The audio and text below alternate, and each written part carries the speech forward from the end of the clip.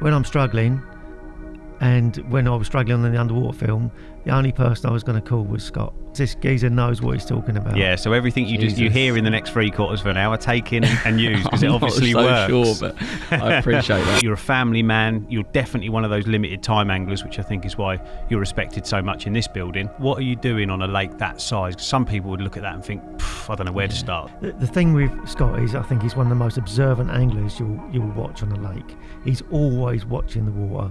He's always looking for the fish. All about location on that lake. 3 bites my first trip, like 2 big uns as well, and I was like, oh, actually, I'm the boy. Yeah, this can be done, do you know, like Carpy jumper as well, isn't it? That is a Carpy old jumper, yeah. Handy out, the old navy blue. Bring that back, I say. Look at that. Yeah. I always start just wanting to catch, and then after a little while, I then think, right. You wanted to catch that from the moment you walked on the lake.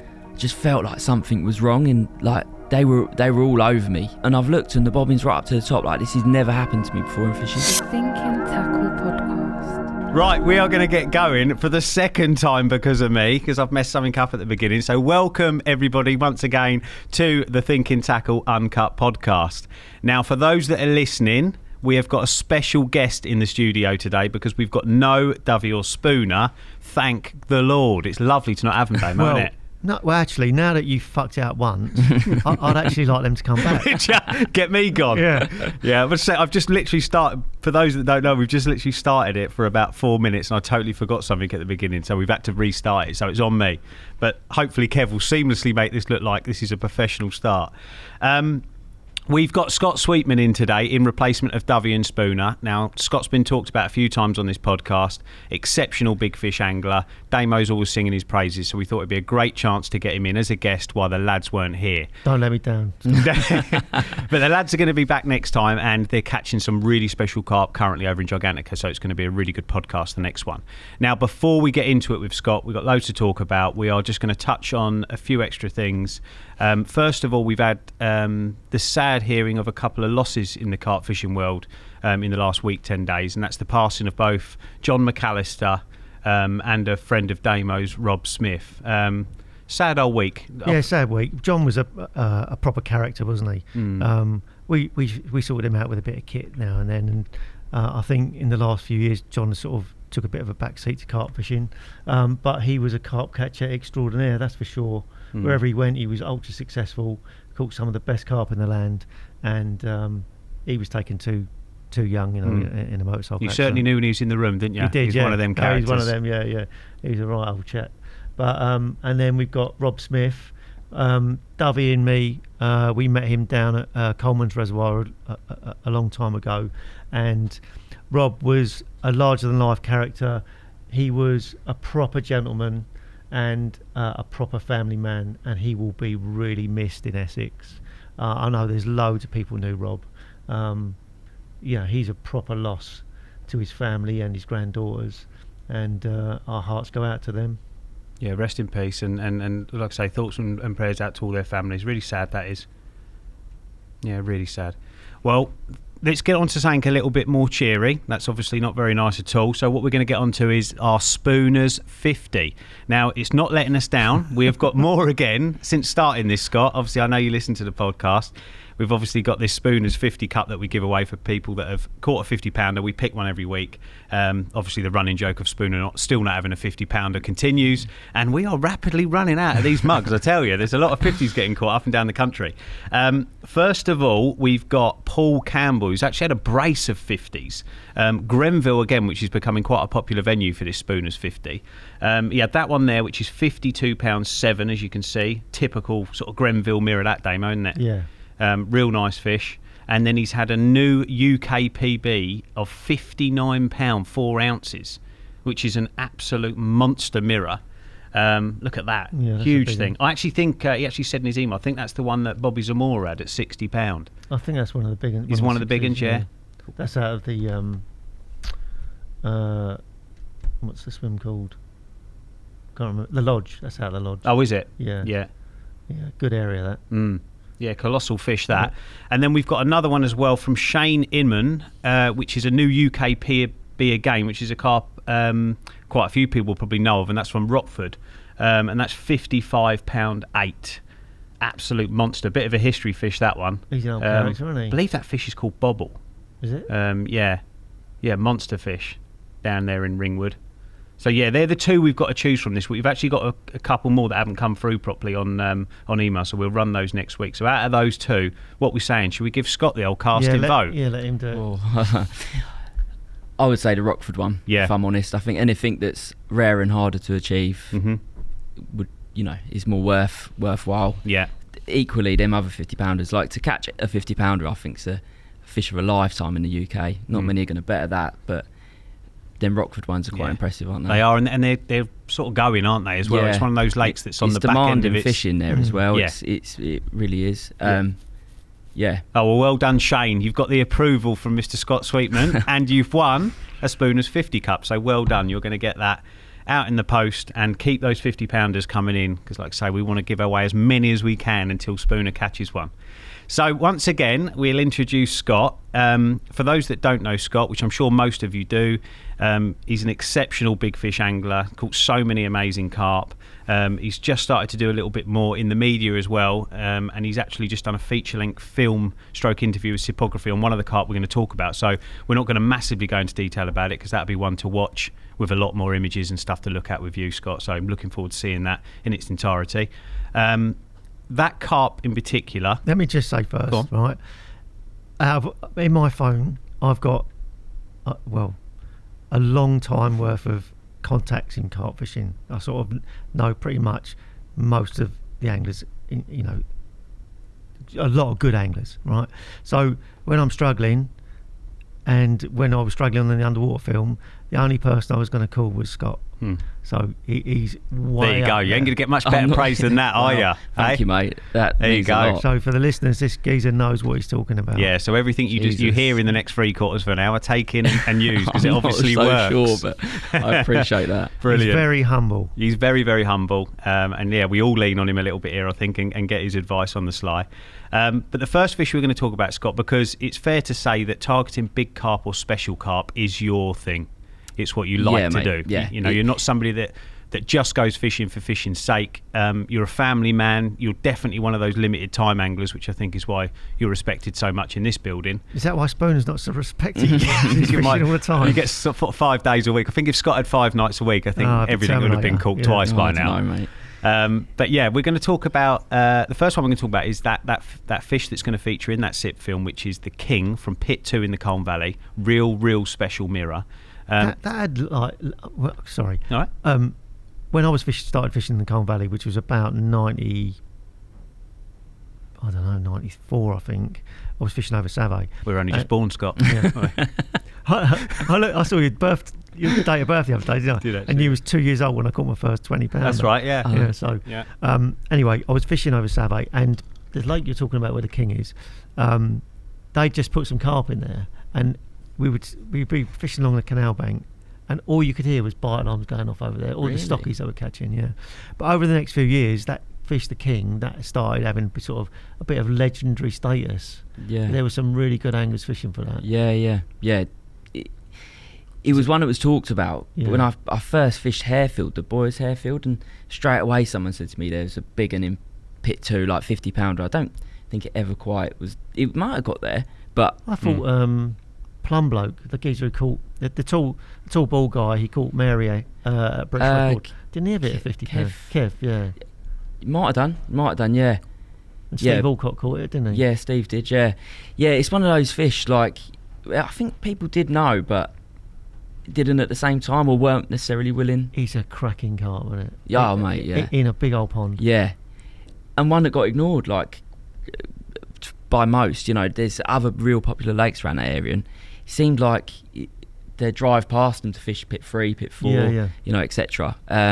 That one just seemed to fly under the radar. Don't know if it was the size, the rules, the sort of out a lot of things. I think it was just, I don't think the club was that easy to get into at one point. No, it definitely got more tricky. Yeah. You're talking about a lake which is in a chain of lakes in the Colne Valley where, you've got Pit 1, Pit 2, Pit 3, Pit 4 on one side of the track, and then the other side you've got Savay, Harefield on the other side of the road, Korda, Broadwater. So you've got real pedigree ground there for growing big carp.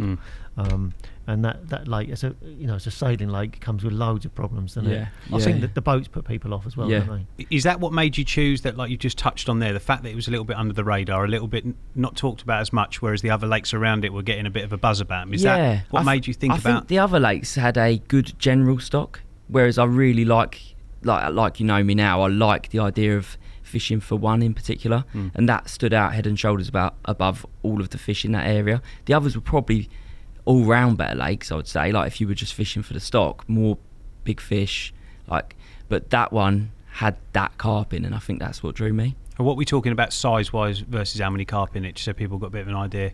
They say it's 50 odd acres. I don't know, roughly around that sort of size. I never really got to gist of what the stock was, but It was a big wide pit, wasn't it? yeah, in the 50 odd fish I had, I had lots and lots of recaptures, which tells me there weren't loads and loads more than that. You're obviously not going to catch all of them. Yeah.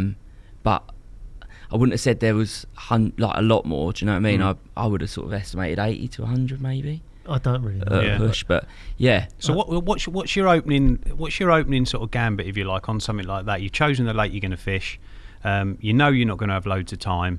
So to make the most of it, what are you doing on a lake that size? 'Cause some people would look at that and think, I don't know where to start, stuff that. So struggle. Yeah. Okay. To be honest, I was pretty new into. I'd only been carp fishing properly, like buying syndicate tickets and stuff, for 5 years or something like that. And when I first got the ticket, it was in the June, and I started in the summer, and I just thought, this is too much, you know. Like I just couldn't. The fish just seemed to be well out of range, stay out of range, and I couldn't work out what I needed to even get a chance. But the following, I sort of give it a couple of months, and then went off to other lakes where I thought I have still tricky lakes, but a better chance of doing what I need to do. But the following spring, it opened for the first time. I think that was all to do with HS2 and allowing the fishing, you know, trying to get as much out of it as they could. And that was massive, you know. A lake that's never been fished for in the spring. I thought I'd go for it then. And once I started in the spring and managed to get bites straight away, you sort of, all of a sudden it becomes like anywhere else. So was that first bite? Yeah, yeah. It doesn't matter where you go. Once you've got the first one, yeah, it makes it easy. I remember walking that with mates before, like a year or two before, and they were talking about, we should do this, and I was looking thinking, you nuts, like how would you ever catch a carp out of it? Yeah. Just clear, deep, massive, just like where do you not start? a clue. Like, and then, but that spring, first trip, 3 bites my first trip, like 2 big uns as well, and I was like, oh, actually, I'm the boy. Yeah, this can be done. Do you know, like I didn't know if that was going to be a one-trip wonder, but from there on, it was pretty much all about location on that lake. It really didn't. It wasn't riggy. You didn't have to worry about that side of things. Just being in the right area and getting your rods in the right zone as they moved up and down the lake. Yeah, like on the winds and stuff like that. So you're talking about a lot of time looking for you setting up, making sure you're on them before you even entertain. You could almost I got to the point on that lake where you could check the weather at work and you could half decide what end you wanted to be. I think a big thing that helped me back then, because it was local to work, I used to walk it before I'd go work. So I'd get up early, do a lap, like stand in a few places, and if you see one, even if it was in the sailing club, you saw one show at a particular end of the sailing club, it would give you an idea of what end. After I left for work, it'd be like rush down, and you kind of have an idea what end to look at. And it was quite simple swim choice wise, because there was swims that you could fish the ends of the sailing club, and depending which way the wind was coming, you were like the first port off the outer bounds. So from that respect, it was like get your weather right, and then the swim choice sort of was quite easy. And then what about like rigs and stuff? You're saying about spring, is it typical spring fishing, choddies? Yeah, single hook baits, on there, loads of single hook bait fishing, choddies, because when they started showing out further than you could, than you were leading around and stuff, it was like just getting a rig and a hook bait as close to them as possible, and choddies are perfect for that, aren't they? They cast well, they're fishing, like, yeah. It was, the thing I always thought interesting on there is it was pre-heli safes. I wish I had them on there, but to be honest, it didn't cause a problem. But you're using choddies with big leads and barbless hooks, and it's like a recipe for disaster, that, isn't it? But I didn't have too much trouble. But like, it's one of those where you wish we had the heli-safes back then. I think you all have stories of that, Damo. I definitely have got pre-heli safes where choddies were obviously the method, but you were losing so many fish where the lead was staying on. Do you know what? I didn't really use chods that much. Right. I used to. I just didn't. I didn't really fall into that. What, for any reason, or you just because I didn't need to. Okay. I didn't need Your to. style is quite like accurate spot fishing, I would say. Yeah, it was isn't at that point. Yeah, and the chod fish. I mean, I used them a few times, and I still don't use them that much. That it's like a last resort, really. If it's that weedy and you've got to, chuck it in the weed, and I'll do that. But if you're fishing in the weed and the lead doesn't come off, I know there's a thing about dropping the leads and all the rest of it, but it does make a massive difference. If the lead comes off, they come into the surface. Yeah. Oh, the amount of times absolutely. I used to fish like years ago, and they're just buried in the bottom of the weed. If we'd have had drop-off leads then, we'd have caught so many more fish. Yeah, I don't think it's that the lead is bumping the hook out as such. It's like Damo said, they're able to bury in that weed even worse than they would have done if you fish a tight clutch and they come up to the top, you've got half a chance. But fishing out at range, they've got weed bed after weed bed to get in, and then you've got the lead to deal with. And at times it was just winching the whole lot back in. I think even with that, like in the open water though, you're saying about the lead not. I think the minute they go, if it's a perfect storm for them and they go one way and the lead goes the other, or say, it's just that perfect, almost like a perfect unhooking, isn't it? Sometimes when they just come off, you think, how's that even happened? Yeah. Like, I've been playing it for 15 minutes. Yeah. So I think being able to lose the lead on them is crucial. But anyway, go on, carry on. So you were doing that. Yeah. So like basically, I don't think the lake had a great deal of features, or at least at that point I didn't know of any. So it's very much just getting rods as close to carp as I could. And what sort of range are we talking? Probably like at the start of I've seen you casting. It's got to be about 50 yards. Yeah. 180, 190 55. It would have been probably 120 back then, I reckon. Yeah. But as I progressed on the lake, like I had like 80 quid, like £3 test curve rods when I started on there. Like after a little while, it was like the reel seats were spinning around where I'm like sending them to the moon, and had little reels. And as I progressed, the kit bettered. And was there boomers on there that you were watching? Like that? Yeah. Like that first trip in the spring, caught one, and then they started showing out long, and I'm like, I've got to get a rod out there. And within a few hours it went, and you've gone from thinking a lake that's going to be impossible to like, I've just had one, I've just had another one. Like, but was there other guys around you fishing at extreme range catching more or not? No. I think with the nature of the club, the sort of guys that had the ticket, from what I noticed, most people sort of fish within range they could get bait to. And I think that was definitely an edge for me, fishing out a bit further at that time on there, and then as time got on, I got a bit better at it and got bait out at range, and I think that was pivotal to the amount of bites I got over there. Yeah, nice. And you obviously started ticking through the fish fairly well, catching quite a few. How big was your first one then? You said you had a couple of big ones. The first one was, I caught that first one 6 times in the end. But at that point, I was like, this is the best fish I've ever caught. Like, it was like, I think it was 34 or 36 pound. Yeah. Really nice linear. You get to the 6th time, can you again? Yeah. And yeah, so that was like, I'm not just off the mark, I'm off the mark in a big way. And then the second fish was a casting long at showing fish, was just under 30 pound common, 29 something, immaculate as well. And then I ended up staying and setting a rod up, just a single hook bait in a rough area, but fish I led it about a bit that day and fished for just a bit of a firmer drop. And then I caught another one, and it was like 39 12 or something. I can't exactly remember, but that happened to be like the second biggest mirror in the lake, I think, at the time. Nice. So and you're staying, so are you staying on choddies right through spring? Full stop. Into the summer, so that was it. You're on the choddies, you're having them, you're staying on them. Yeah. Unless I kind of see hinges and chods the same thing. Yeah. So there was a spot where I'd basically be fishing to a margin of the sailing club, and you're sort of fishing down the back of a shelf. And I'd use a hinge in that scenario because it's kind of kicking out, if that makes sense, rather than like laying over flat ground for a long way out. But yeah, if I was sort of fishing up a margin where I needed tightish, I had to fish tight lines in there anyway, but where you're fishing down the back of something, I use hinges. But if I was sort of open water fishing, then choddies. Yeah, nice. And what hook baits were you using then? They were white, sent from Hells. Oh, were they? Yeah. Back then they were dangerous. Yeah. Like, it really gave me, because I was kind of a roving angler anyway. I would like on lakes I'd fished before. If they were moving, I was moving. I'd always had a bit of confidence in casting at showing fish and stuff. But that place really showed me the power of like a single hook bait. You think like later on down the line, maybe 130 yards out, a single white hook bait, and it's just getting found, you know. Yeah. Which sounds mad, doesn't it? I think for some people listening that have never fished big lakes, when you think just casting out a 15mm white ball into an abyss like that, you think, how am I going to catch anything? That's a powerful smell, though, isn't it? That is, yeah. I mean, that is literally a scent from hell. Yeah.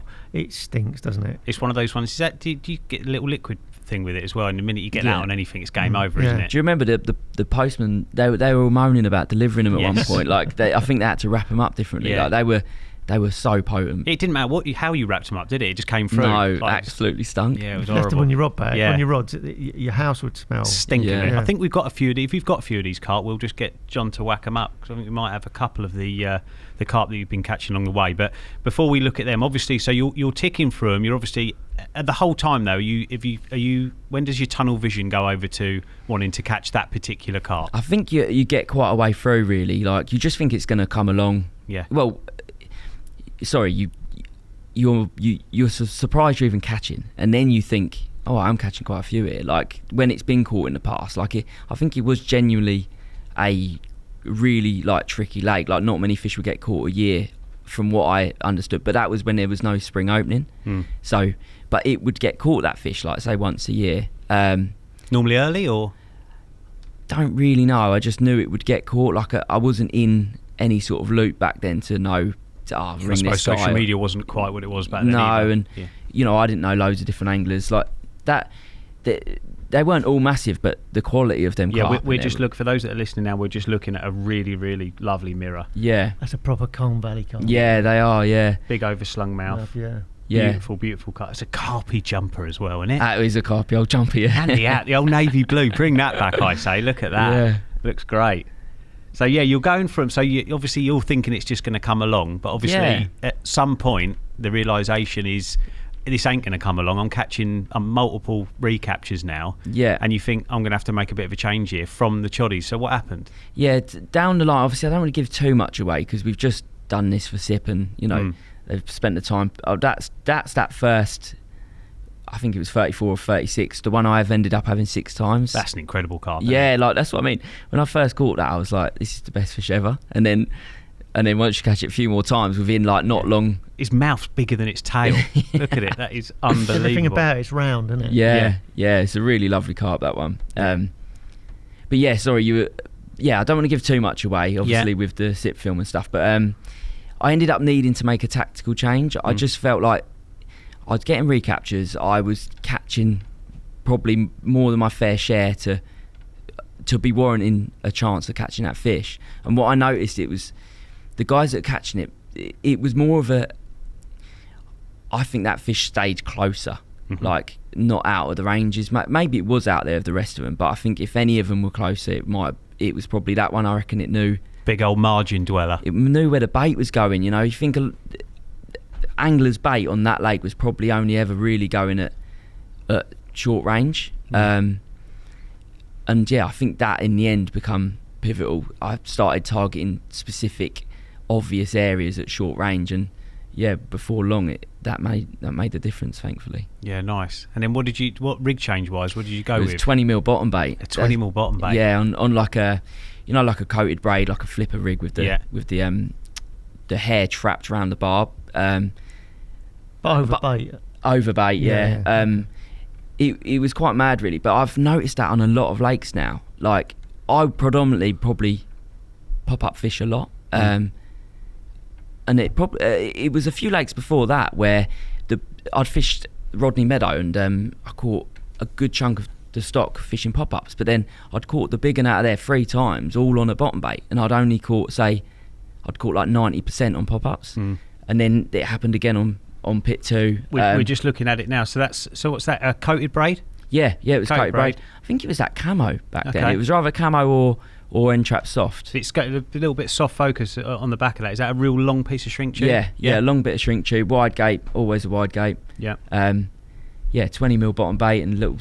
I don't know if I had the tipper on it. That not sure. Yeah, it depends either a straight 20 or you had a sighter on it of some description. Usually depends on the depth of water and And simple fishing, that's after your own art there, Damo, isn't it? Yeah, mate, yeah. So, bottom bait fishing is like, nothing's moving around when a big fish comes in the swim. It's it's just it's a really good method, isn't it? I think the pop-ups can almost get attacked a bit quick, whereas if one carp out of 5 or 6 and it's a big one is likely to plough through the boilies, I think I totally agree the with bottom that. bait's almost there for them to get, whereas if a little one comes in, sees a bright one or a taller one, it can you catch the grazer rather than the greedy one. I think if you've given enough time, they bully the others out and spend the time on the bait potentially. I mean, it's only a theory, but that fish ain't got to that size eating single hook plates, no, that's what I mean. But I think those ones that are a bit more wary of anything that looks different to what they've been feeding on pre-bait wise and stuff, that just sit there eating all the safe stuff they know they've been eating. Why are they gonna? It's a bit like Spooner and the old biscuits downstairs. Yeah, it is really. Yeah, don't get to his size. Yeah, but we've had this debate. I reckon we've had this debate about 5 times on here now. That no one's going to stop casting out a yellow pop-up or a spinner because they just catch so many carp. But when we really dissect it and think about it,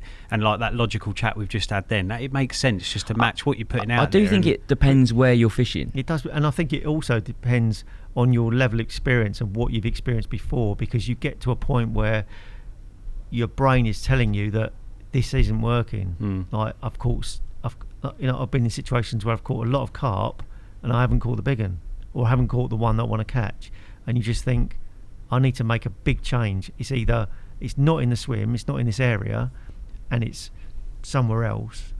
But the successful guys, that really come to that conclusion really quickly, and they work it out. People like Darryl and that, you're fishing all the time, you've got all that experience. They work it out so quickly, whether that's the hook bait choice or the baiting or just the area of the lake that you've got to fish.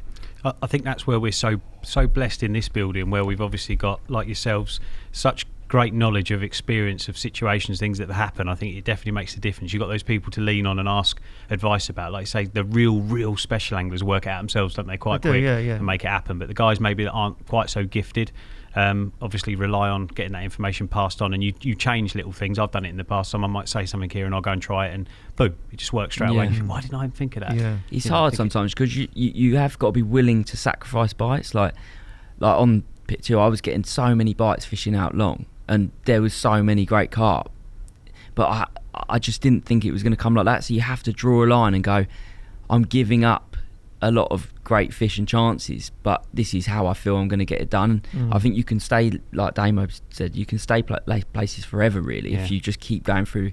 Like, you will catch them eventually, I think, but you've got to be willing to make the big call. And it's lovely getting bites, isn't it, as well? Everyone loves getting bites, I think it's a couple of nights of not getting bites, all of a sudden you think, that felt quite good being out. Especially somebody like you that maybe gets 1 or 2 nights a week at best. And then all of a sudden you think, I'm going to make a drastic change here, which is probably going to knock my captures down to maybe one a month or something. Do you know what I mean? It makes a big difference. But we're not going to dwell on this one too much longer, because as I say, you've got this thing coming out with Sipography. We want people to go and watch that, because I know it's a really interesting full length story, a lot more images and things to show. But we will just have a quick look at the carp, because it's pretty special, isn't it? Yes, so mate, we'll chuck the carp up. This is the king from Pit 2. How big was it, Scott? 46 pounds. 46 pounds. Obviously a PB at the time. Yeah. By how much? I think a few pounds. Oh, right, okay. You'd had a 40 pounder. I'd had a That's a cracking carp. Yeah, mate. I honestly think, I don't know if it was the situation of how not inexperienced, but I hadn't been fishing very long, whether it was the lake or the fish, but in my mind I don't know how I'm going to better that. Just something about that fish, if anyone asked like what's your favourite capture or whatever, it will always be that. I don't know if it was the what went into it, the feeling like I couldn't catch anything from there to eventually catching and then catching it, the elation, like it, just something about that one. It's like the buzz from working out the first one. What sort of age putting on that? Do you know roughly how old on that carp fish? is? I have no idea, mate. No, I'd be absolutely making it up. Unfortunately, it had a big fish kill, an oxygen crash, and the whole lake went over him. But it's back. They've stocked it. And it's back now. Incredible carp, mate. But so we won't dwell on that one too much longer. We'll move swiftly on to another special capture, which is not too long ago now, actually. I don't know when was this last year you caught this carp? Last spring, Last spring, which is one that by the way, this is the only reason we've got you on this podcast, is so Damo can literally dissect some more info at you, because it's a carp he's obviously going after, which we're going to look at that fish. It's just unreal, and that's Bullnose from Carthagena's Brook Lake. That is a ridiculous looking thing, isn't it? You want to hold that, Damo, don't you? Yeah. How big was it there, Scott? 52.4. 52.4. What a fish! Now, I think that if that gets caught now, I think that is going to be ginormous. Yeah, it's going to be mid-50s. Hence why he's going tomorrow morning. Yeah, I mean, it's ginormous anyway. Do not get me wrong. Yeah. But so tell us a bit about. Obviously, we've talked about Brook Lake a little bit on here, but not in loads of detail. Tell us a little bit about, because that is quite a unique lake, isn't it? So tell us a bit about that lake and what. Obviously, that we don't need to worry about what made you want to fish it. We're just looking at it now. That carp's pretty special. But what did you do on there, or try and do on there, to make that happen? Because it happened fairly quickly for you, didn't it? Yeah. I was quite lucky, to be fair. It's a lovely lake, the Brook Lake. Like, it's a lovely lake. Like lilies, reeds, weed, clear water. Yeah. You can find them. It's not too big, is it? No, it's not too big.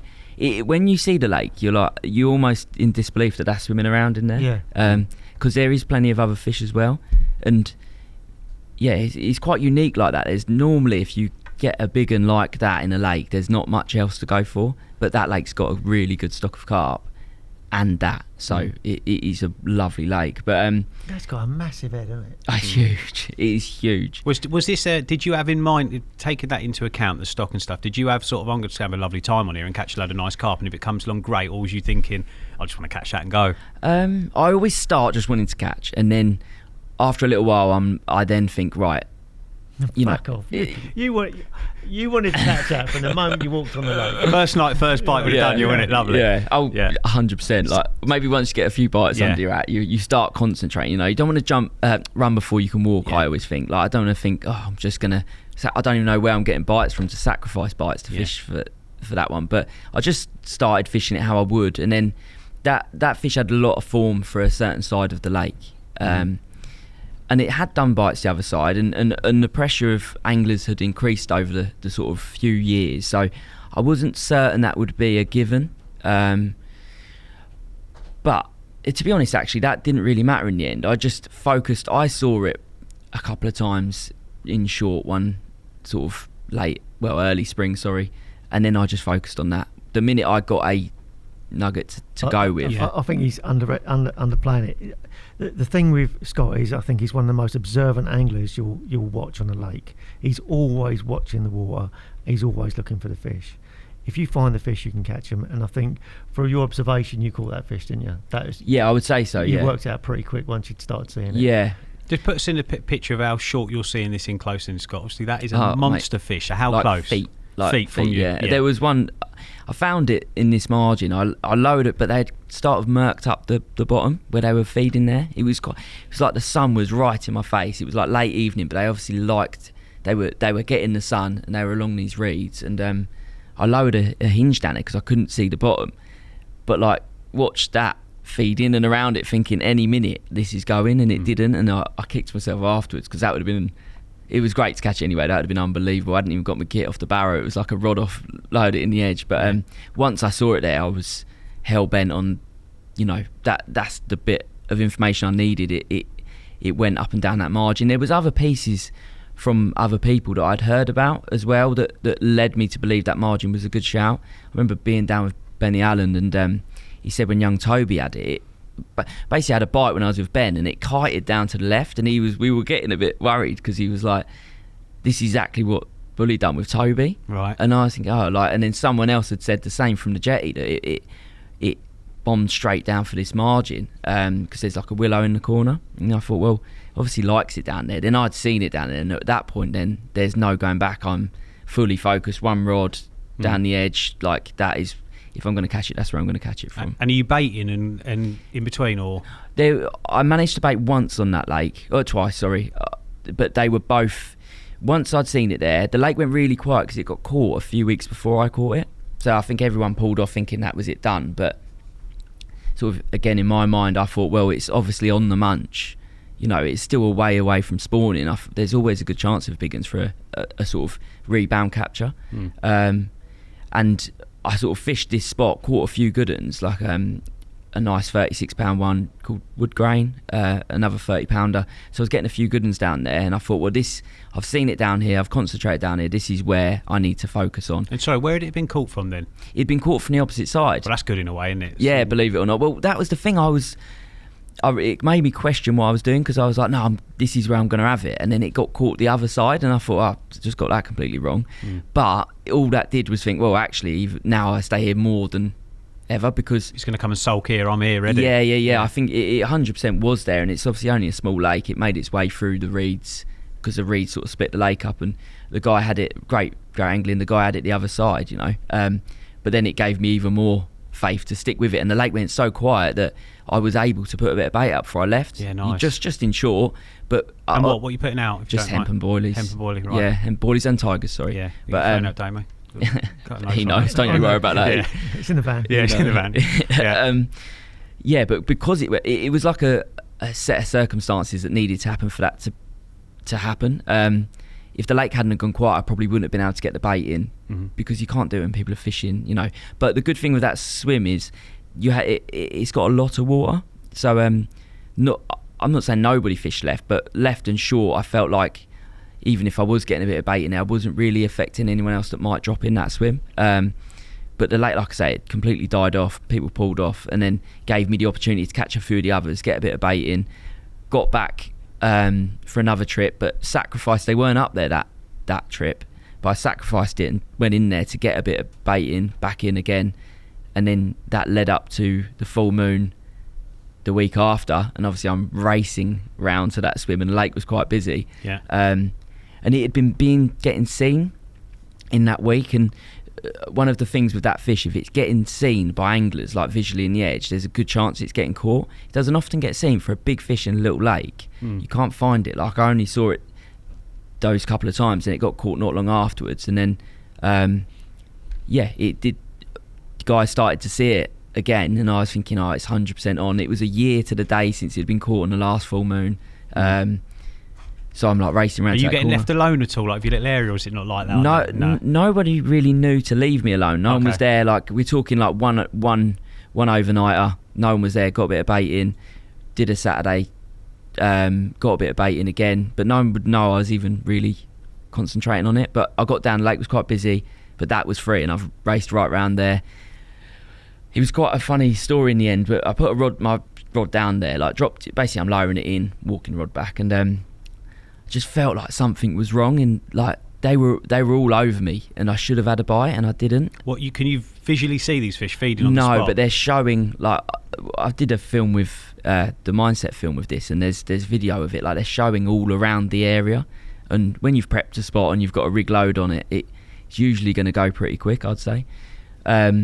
So I think it was about 11:30. I was like, I can't act this anymore, I need to redo it, like something's not right.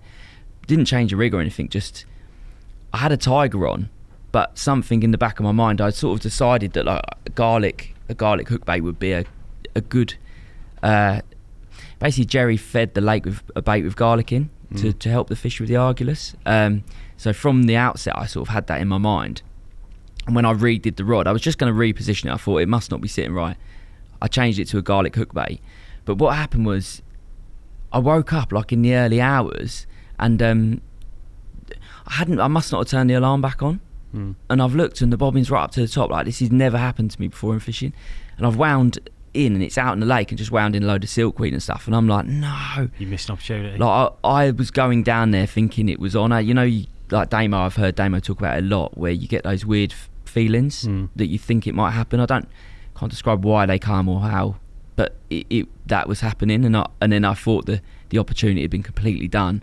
I was like, I've ruined it. Like, don't know what's gone on. I didn't turn the alarm on. Like, what a schoolboy as well. Imagine like, that. I was ready to kick it all in and go home. Yeah. You know, it's as bad as casting forgetting to take the bail arm over that, isn't it? It is, mate. Yeah. Yeah. But sort of pulled myself together, reset it. Woke up at first light, or just before first light. Looked down that margin. I was fuming. But anyway, looked down that margin, and I just saw a few bits of bubbles come up. I was like, I might still be a chance. And then flicked the kettle on, and then before the kettle had boiled, that rod was away, and I was into that fish. Wow. When you say, were you saying fishing single target, did you say? I changed it to a garlic hook bait. The garlic boilie. Yeah, yeah, boilie. Yeah. On your flipper rig or on the D rig? On the D rig. Yeah, that D rig's just proved so effective for me. Tied 30 of them up last night. He's ready to go. I loved that. I did love that flipper rig.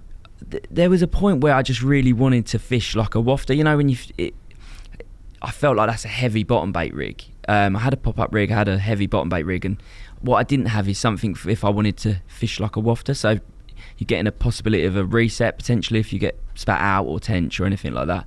Forget to turn your alarm on. Yeah. But when I went over to that rig, I sort of it worked so well for me that I've never gone back to that flipper rig. Okay. I'm sure it would absolutely work perfectly, but I've never found the need because I'm sort of fishing it with a bottom bait, even though you're using a wafter. I'm drilling out a bit of the wafter, putting putty in it. In my mind, it's still a bottom bait. It's just not a big, heavy bottom bait like you would sort of. Your rig's quite finesse, isn't it? It's long. Yeah. Small hook. Yeah. I mean, that fish, it was hooked, I would say, like 3 inch. Don't want to sound like I'm exaggerating, but inches back in its mouth. Like it was trying to swallow that hook bait, and I think given the length of the rig, it can if it wants to. So then you've got all of that time to hook it. Yeah. Do you know what I mean? It was so far back, but like that was on a size 6, and its mouth was so big. I thought while I was playing it, I'd seen it. Oh no! Like early on, it was boring in down to my left into just this shallow silt, like. And I was thinking I might be able to net it, sort of shimming the net round, and then it changed its mind and went out into the lake. And you know what you're playing then. Absolute hell, yeah. So powerful. And the thing of that swim is if it would have decided to kite right, you've got sort of a bay around to your right, so it could have easily done you around there. So it's not an enjoyable fight in the slightest. All on your own? On my own, yeah, on my own. And I knew, and then I'm thinking, well, I've got a size 6 on. Not that it's a problem, but you know, you start questioning everything. Start thinking, well, I've not got like £40 line on, and you know, should have had a hinge stiff on. Why have I took the braid off? But yeah, it was absolutely fine, and it's nailed so far back. But that I think is the ultimate situation you could get in if you've got a spot prepped, baited, and you feel like they've eaten it. When I got there that evening, I'd climbed up the tree, and there was fish swimming over it, and the odd one was even diving down on the spot, and I thought you'd lose them in the gloom. But you think, well, they've been eating there. And then I'm laying a rig where they've been eating for free for the last 3 days, putting a few baits around it. I think that's what makes the rig work well as well. You know, I'm not saying it will be perfect in every situation, but in the situation I use it in more often than not, I think it works perfectly. They're eating one, swallowing it, eating another one. They've been eating there hard. And then that rig, it can go in, like with the length of it, it can go in as far as they want to take it, really. Yeah, it's a special carp that. You're going to find it very hard to catch a common like that, aren't you? Yes, mate. Yeah, as much as obviously I was saying that king will always be there, up there in my fishing, but for looks and for a common, it's just unusual looking, isn't it? Oh, it's amazing. It's one of the best, Damo, isn't it? Yeah, mate. It's one of the best about. Sure. Obviously I'm biased, but that. It's just a character. There's just not that many that good looking and that big. You know, there is a few, but not many, and that makes it so special. Well, there is a lot of big commons now in this country that, arguably, obviously they don't look exactly the same, but they're quite similar looking. Yeah. I think when you get a carp like that, that's so unique in just about every way. Well, I think very, very special. For years, target anglers typically didn't really target common carp, did they? It was like maybe the Burfield common would be different, but because commons aren't usually that characterful, it's the mirrors that stand out, and people know, you know, what a leather or a really plain one or a scaly one or a linear. But when there's commons like that, they're equally as good as any mirror, I'd say. And it starts this week, Damo, doesn't it? Mate, yeah. Looking forward to it? Yeah. Yeah? Looking forward to getting out. Don't make sure your phone's not on silent, Scott. You're getting a few calls, I reckon. That'd be nice. No, but like you say, that could more than capable of sorting that out, I reckon. Absolutely ginormous right now, couldn't it? I think so, mate. Fish seem to be really big at the minute. Yeah. They're stacking it on. Yeah. That lake went from strength to strength after that. They had put aerators in the lake. It just has flourished, and they fed well after it. Like, I think they had a few sort of oxygen ups and downs over the years, and I think now it hasn't been caught in well over a year, that fish, I think. And you've only done a hop, skip and a jump trying to catch another monster common, haven't you? Oh, next door, yeah. So you're on the complex, you know. Is that where you are now and where you are going to be for the autumn? No, staying quiet, yeah. But is that your autumn, though? You're going to be on yes, the mate, autumn? yeah. I've been over at the main lake now for just over a year, I think. So Okay. sort of started it July the previous year, late July, mid-July, and yeah, love it over there. It's Well, great. we won't talk too much about that, No. 'cause that'd be another great story to have you on and talk about that huge common when it comes on. God. We could talk to you for hours, Scott. That was bloody brilliant. Oh, good. But we will leave it there because, like I said, we definitely want to have you on again. Love to have you on with the lads because I know how much they'd like to speak to you. Anything else, Damo? Finish on that? No, we're mate, happy. no, great, yeah. Really Well, good. thanks, Scott, for coming in. Thanks for having We'll look us. forward to having you on the Mindset one and obviously on your own again, hopefully, when you catch that big common out the main lake. Yeah, nice one. Thanks for Cheers, listening, mate. everyone. Don't forget to like and subscribe so you know when the next one's live. Keep those Spooners 50 images coming in, and don't forget to keep your questions coming in as well. Thanks very much. Cheers.